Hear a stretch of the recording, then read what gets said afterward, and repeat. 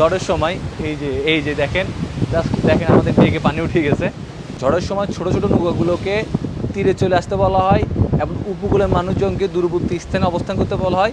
তবে বাণিজ্যিক জাহাজগুলোকে তীর ছেড়ে মাঝ সমুদ্রে যেতে বলা হয়।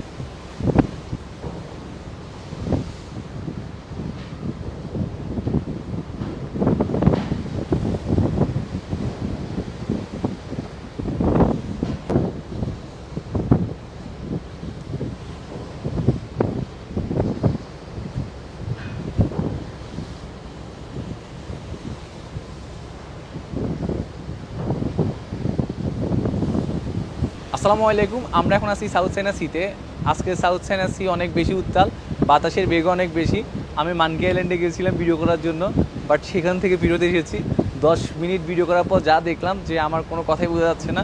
পরে বাধ্য হয়ে আমাদের এই যে রেস্কিউ বোট ডেকে এসেছি। এখানে একটু উইন্ড স্পিড অনেক কম, বাট এখান থেকে উত্তাল সমুদ্র খুব ভালোভাবে দেখা যাচ্ছে। যাই হোক, আমরা এখন ল্যান্ড থেকে প্রায় 100 থেকে 200 কিলোমিটার দূরে আছি, মাঝ সমুদ্রে আছি। তো এই ঝড়ের সময় আসলে বাণিজ্যিক জাহাজগুলো মাঝ সমুদ্রেই বেশি সেফ। আপনি যদি আবহাওয়ার খবর শুনেন তাহলে একটা জিনিস দেখবেন, ঝড়ের সময় এই যে দেখেন, জাস্ট দেখেন আমাদের ডেকে পানি উঠে গেছে। অনেক বেশি উত্তাল আজকে সমুদ্র। এই যে, যদিও আপনারা হয়তো বলতে পারবেন আমি কেন এখানে দাঁড়িয়ে ভিডিও করছি। আমি এখন একটু উপরে আছি ডেক থেকে, এই জায়গাটা মোটামুটি সেফ।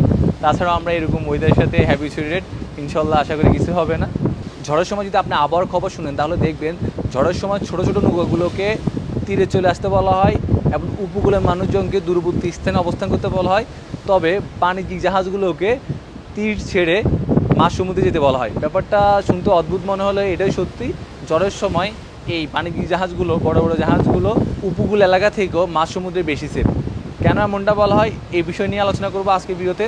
তাহলে চলুন ভিডিওটি শুরু করা যাক। ঝড়ের সময় এই বড় বড় ঢেউগুলো তীরে আসতে পড়ে, ফলে উপকূল এলাকায় যে জাহাজগুলো অবস্থান করে ঢেউয়ের কারণে তা উল্টে যাওয়ার সম্ভাবনা থাকে। এখন একটা বন্দর এলাকায় যদি একটা জাহাজ উল্টে যায় বা একগ্রাউন্ড হয়, তাহলে বন্দরের কার্যক্রম বিঘ্ন হতে পারে, পুরো বন্দর ক্লোজ হয়ে যেতে পারে। তাছাড়া একটা জাহাজ একগ্রাউন্ড হয়ে গেলে কিংবা উল্টে গেলে এই জাহাজগুলো সরানো খুবই সমস্যাপেক্ষ বিষয়।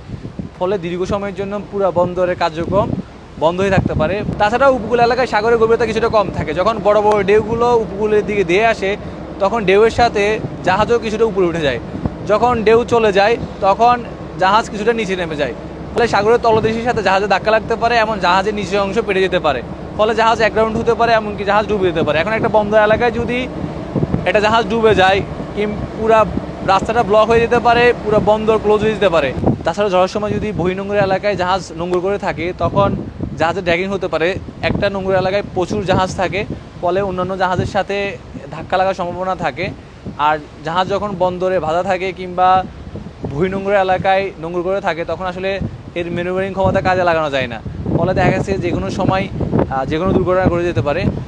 অপরদিকে জাহাজ যখন এই ওপেন সিতে থাকে, এই ওপেন সিতে একটা সুবিধা হলো আমাদের জাহাজের ইঞ্জিন ব্যবহার করা যায়। ইঞ্জিন ব্যবহার করে ঝড়ের সাথে পাল্লা দিয়ে আমাদের জাহাজের ভারসাম্য রক্ষা করতে পারি।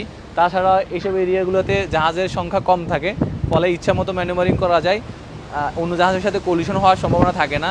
এই জন্য আসলে ঝড়ের সময় বড় বড় জাহাজগুলোকে বন্দর এলাকা ত্যাগ করে দূরবর্তী স্থানে অর্থাৎ গভীর সমুদ্রে যেতে বলা হয়। শুধু বাংলাদেশে নয়, পৃথিবীর সব দেশেই ঝড়ের সময় বড় বড় জাহাজগুলোকে বন্দর ত্যাগ করে কিংবা বহির্নোঙর এরিয়া ত্যাগ করে গভীর সমুদ্রে যেতে বলা হয়, শুধুমাত্র তাদের এবং বন্দরের নিরাপত্তার স্বার্থেই। 2017 সালে বাংলাদেশে এরকম একটা ঘটনা ঘটেছে। আপনারা যারা চট্টগ্রামের আনোয়ারে পার্কি বিচে গেছেন তারা হয়তো একটা জাহাজ দেখবেন, জাহাজটির নাম ছিল ক্রিস্টাল গোল্ড। 2017 সালে ঝড়ের সময় জাহাজটি আসলে তীরে চলে আসে, ফলে এখানে একগ্রাউন্ড হয়। এই জাহাজকে আর সমুদ্রে নিয়ে যাওয়া পসিবল হয়নি।